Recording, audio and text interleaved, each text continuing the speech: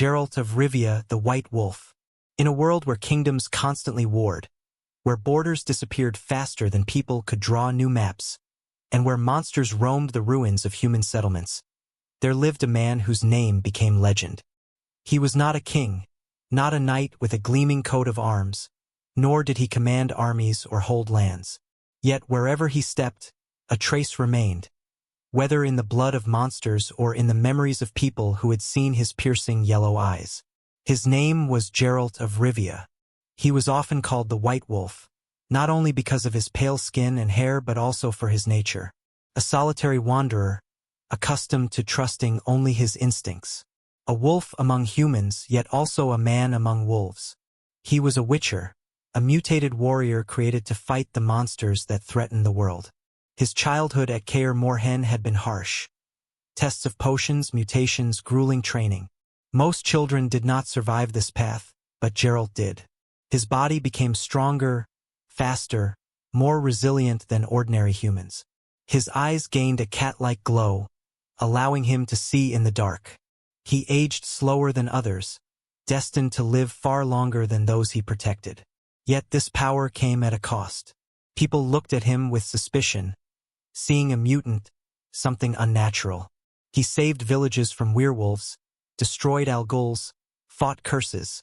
Yet those he saved rarely thanked him. Often, instead of gratitude, he received hatred. They accused him of being a monster like those he killed. And still, Geralt continued his work. He walked where humans feared to tread. His path led him through ancient ruins, through dark forests where only the howls of wolves and the crunch of monsters' claws could be heard, through mountains where harpies nested and mists concealed spirits. Everywhere he went, legends of the White Wolf followed. But Geralt was more than a monster hunter. His life intertwined with the fates of humans and mages, kings and sorceresses. The greatest mystery of his path became a child Ciri, a girl with the blood of the elder race, whose fate was forever bound to Geralt. Before this story unfolded, he endured countless battles and trials. One of his first major stories was the encounter with the Striga. In the ancient city of Temeria, in King Foltest's castle, a creature emerged from a tomb, devouring the hearts of humans. No one could stop it, for it was not merely a monster but a curse, the king's own daughter. Once, a sorceress had cursed the child, and she was born not as a human but as a monster. Geralt risked his life to lift the curse. He fought the Striga through the night, finally breaking the spell and returning her to human form. This was his first great victory and brought him fame. Yet even after this, people continued to fear him. They feared him as much as the monsters he slew. Geralt knew he would never be truly one of them. His place was always at the boundary, between the human world and the world of monsters. He met many allies and enemies. Among them was Dandelion, a bard and poet who saw in Geralt more than a mere hunter. For Dandelion, he became a friend and an inspiration. They traveled together, and often the bard's songs transformed dangerous adventures into romantic legends. Through him, Geralt's name spread to taverns and castles, even where the White Wolf had never stepped. Another pivotal figure in his life was Yennefer of Vengerberg, the black-haired sorceress with violet eyes, proud, strong, and unyielding. Their relationship was a storm, passionate, quarrelsome, full of love and hate at once. She taught him that magic is not just power but also a burden, and his life itself was a kind of magic, though of a different nature. They saved each other, parted, and reunited, for their souls were bound by an ancient force that no one could sever. But Geralt's strongest bond was with Ciri. He had not sought to be a father, yet fate assigned him that role. He saved her from enemies, trained her, protected her from all threats. She became his daughter, not by blood, but by choice. Her future was dark and dangerous, for she carried the blood of the elder race, hunted by kings, mages, and bounty hunters alike. Geralt became her shield, holding her life in his hands. He fought numerous battles, even against Nilfgaardian armies invading the northern kingdoms. His swords, silver for monsters, steel for humans, tasted the blood of both friend and foe. Though he sought to avoid politics, he could not stand idly by as innocents suffered. His actions were often covert, hidden from royal eyes, but the results were always significant. He saved villages, averted disasters, prevented mass murders, and would have died to uphold a promise made to himself. Geralt's journeys led him into ancient castles where spells slept beneath layers of stone, into caves where dragons slumbered, into forests haunted by spirits and werewolves. He faced forces beyond mortal law. Each time he emerged alive from a battle, he understood it was temporary. Fate kept testing him because he was a wolf walking between worlds. His name spread among humans and monsters alike.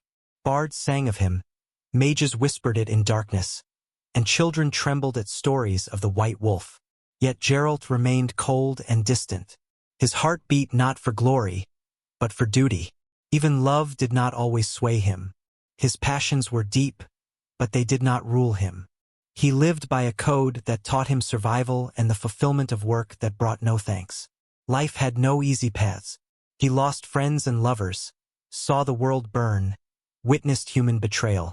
He saw darkness in the hearts of kings and mages, often darker than any monster. Yet he moved forward. His steps were steady, his gaze calm, for he knew duty outweighed fear. His adventures brought him into contact with mages seeking to reshape the world and those who used magic for personal gain.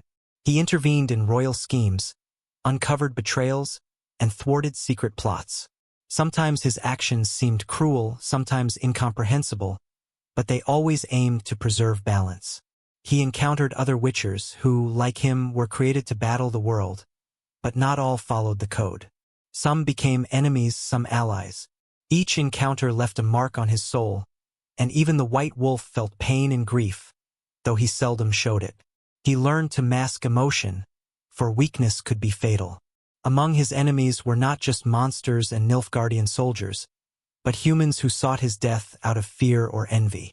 He was pursued at every step, yet he remained unyielding. His swords knew no mercy, and his mind was always sharp and analytical. He learned to anticipate, exploit weaknesses, and plan several steps ahead. Yet despite battles, losses, and trials, he always made time for those he loved. His relationship with Ciri and Yennefer was the heart of his story. He fought not only for life but for the future of those who depended on him. Every decision bore consequences, and he never forgot responsibility. His path led through threats, curses, magical traps, and political intrigues. He learned to detect lies, read people, anticipate outcomes. His mind was sharp, his body enduring. He could survive where others would die instantly. His legend formed through countless trials, battles, victories, defeats, love, and loss. His greatest deeds were often moral, not martial. He refused easy solutions, knowing the true cost of power is responsibility for those you protect. He became a symbol that even in darkness, one could remain human, even if the world saw only a monster. In his final days, Geralt faced enemies that could not be defeated by strength alone. His intellect and experience became crucial. He saved those who could not save themselves, and though the price was high, he remained true to his path. His death was not an accident, it was the end of an era. He fell as a hero, yet as a man who had endured more than anyone could imagine. Memory of Geralt endured long after. Dandelion sang songs of his deeds, Yennefer continued his work, and Ciri grew under his protection, carrying into the world his values and wisdom.